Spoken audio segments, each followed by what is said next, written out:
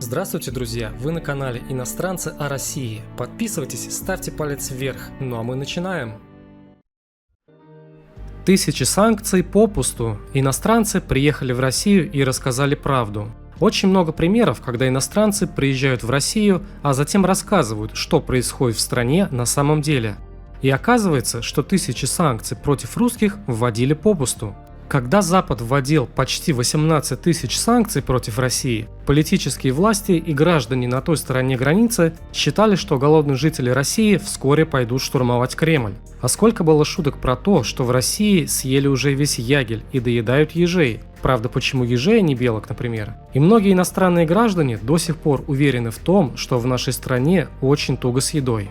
Огромное удивление вызывает у иностранцев поход очередного YouTube-блогера в обычный продовольственный магазин и демонстрация ассортимента товаров и ценников на продукцию. Многие после просмотра пишут в комментариях, что их удивляет изобилие в русских супермаркетах, а некоторые все равно отказываются верить и считают увиденное пропагандистской постановкой. На сей раз японская балерина Марина Сибаяма прокомментировала для соотечественников свой поход в сетевой супермаркет Оренбурга и цены на некоторые товары, в частности на картошку и капусту. Также она отметила, что на полках появились сладкие новогодние наборы. Картофель очень дешево, 25 рублей за 1 килограмм. Сейчас курс примерно за 1 рубль около 1,5-1,7 иены. И эта сумма за 1 килограмм дешево. Капуста стоит 20 рублей за 1 килограмм. Круто, сказала балерина. Но даже после таких видео на Западе и Украине остаются люди, уверенные в том, что в России доедают последних ежей. Американец попал в метро Москвы и не сдержал эмоций. Американский гость не смог сдержать эмоций, когда оказался в столичном метро. Чистота и красота интерьера так поразили мужчину, что его возгласы оказались громче мчащихся вагонов. Эмоциональный видеоролик был опубликован в интернете.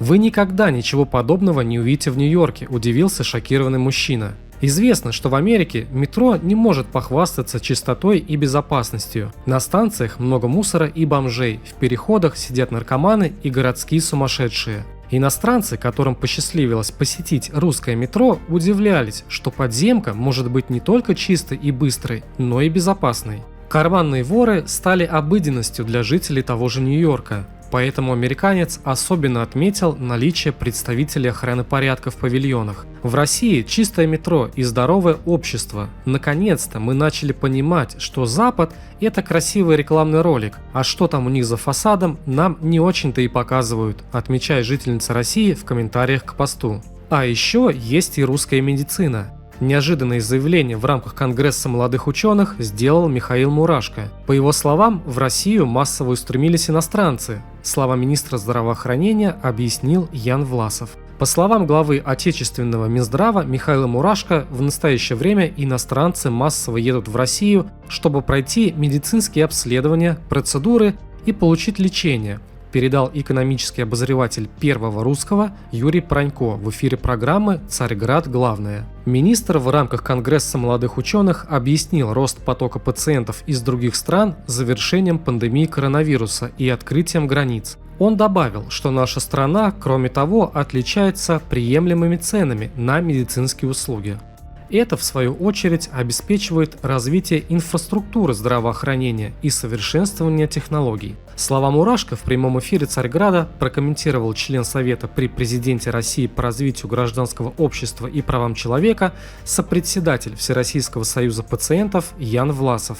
Он признался, что выступление руководителя Минздрава стало для него неожиданностью. Впрочем, и раньше коллеги, в том числе зарубежные, рассказывали, что определенный поток иностранных пациентов в нашу страну в ряде случаев действительно есть. В основном это стоматология, высокотехнологичные исследования. Но это не потому, что у нас лучше это делают, а потому что в России очень хорошие соотношения цены и качества. И это правда. Поэтому многие люди приезжают к нам, например, сделать МРТ или какие-то другие высокотехнологичные и достаточно дорогие исследования. Друзья, всем спасибо за просмотр и до новых встреч!